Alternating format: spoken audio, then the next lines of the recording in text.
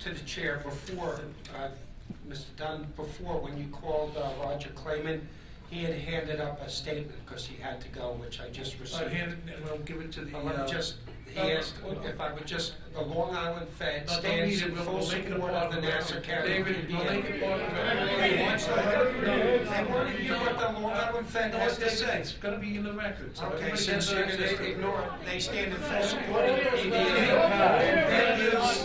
We beg the chairman to allow Mr. Denver to read this into the record.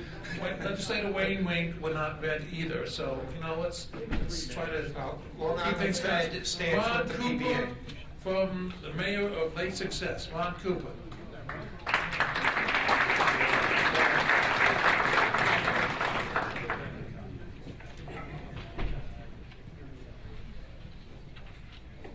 Good afternoon.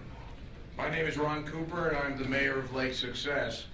First, Mr. Chairman, I want to thank you for giving me the opportunity to spend the last 5 hours watching this circus.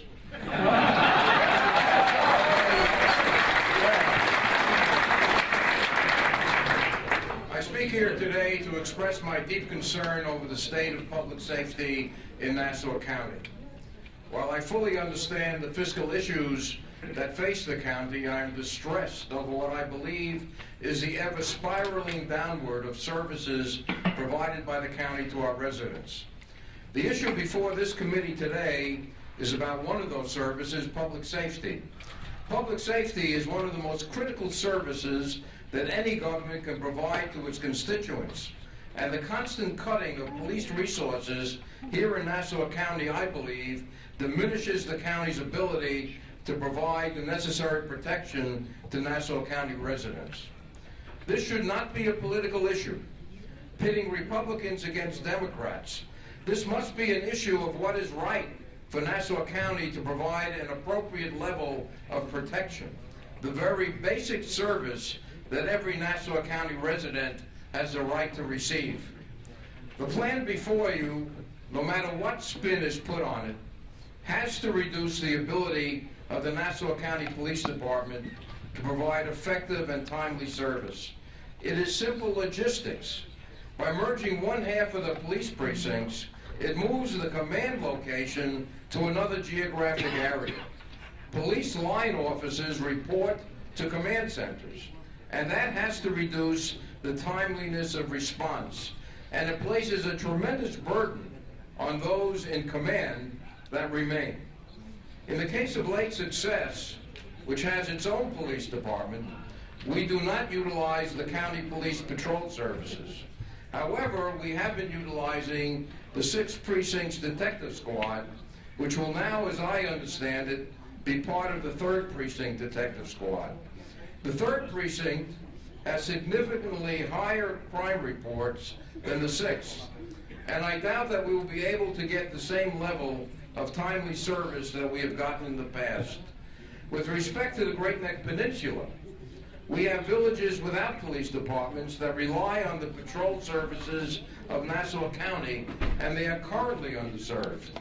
This plan cannot, despite the county's arguments to the contrary, provide the same level of inadequate timeliness of service that those villages now receive. Again, the line officers will now report to a headquarters in another geographic area. It just cannot be the same. We all know that our police costs are perhaps among the highest in the state or perhaps in the nation. I fully understand that there are legal issues concerning the police contracts already in place.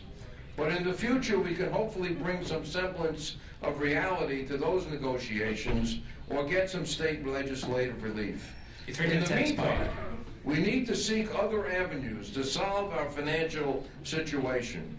The answer cannot lie in the constant reduction of the county's workforce, whether it be the police or the Department of Public Works. Vital services must continue to be provided at the appropriate level. Nassau County is among the richest counties in the country, and our reputation for providing those services cannot be diminished. I implore all of you in government to work together to seek the right answer. This plan cannot be part of the solution. It merely exacerbates the problem. At some point, the realization has to set in that constantly cutting the county's ability to serve its residents is not the answer. I believe you need to explore the revenue side of the equation as well. While that is obviously a political dilemma, you need to come to some hard decisions. Please bury your political hatchets and make the right decisions for our county. Thank you.